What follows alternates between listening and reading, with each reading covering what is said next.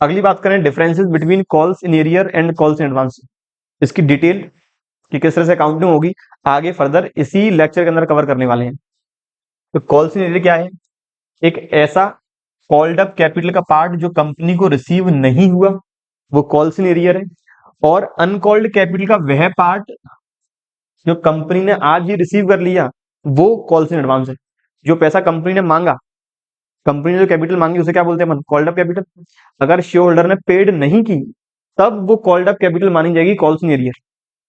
अब कंपनी ने जो कैपिटल मांगी ही नहीं उसे क्या बोलते हैं अपन? अनकॉल्ड अप कैपिटल या uncalled capital. Uncalled capital share holder ने पहले ही पेड कर दी, उसे बोलेंगे कॉल्स इन एडवांस।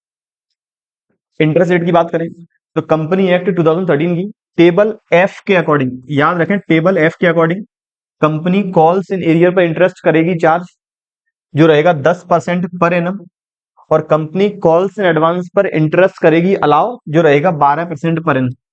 कैसे याद रखना है? 10-12%। तो यदि कंपनी पैसा एडवांस में रखती है तो उस केस में कंपनी को नुकसान होगा ज्यादा, और कंपनी यदि पैसा रिसीव आज नहीं कर पाई तो उस केस में कंपनी को फायदा होगा कम। 12% इंटरेस्ट ज्यादा है 10% से। अगला कहता है प्रेजेंटेशन इन बैलेंस शीट। तो कॉल्स इन एरियर का स्पेसिफिक कोई भी प्रेजेंटेशन नहीं है, ये केवल शेयर कैपिटल में से माइनस करने के बाद शो करते हैं, जबकि शेयर कैपिटल में से माइनस करके शो करते हैं।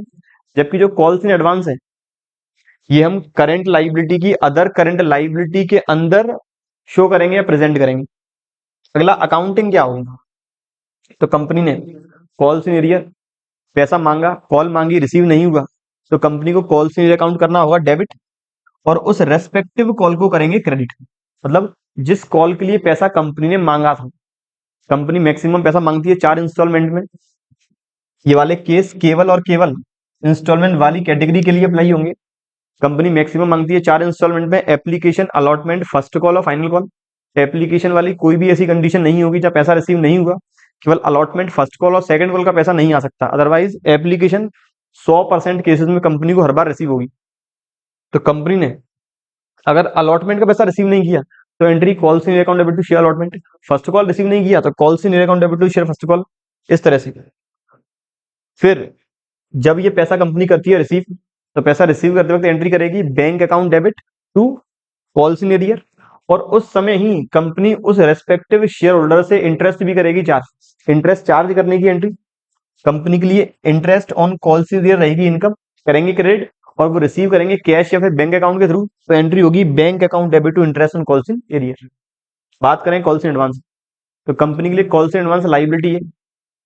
कंपनी ने पैसा पहले ही रिसीव कर लिया तो बैंक अकाउंट डेबिट, पैसा आया, आया क्यों? उस कॉल का पैसा एडवांस में, तो टू कॉल्स इन एडवांस।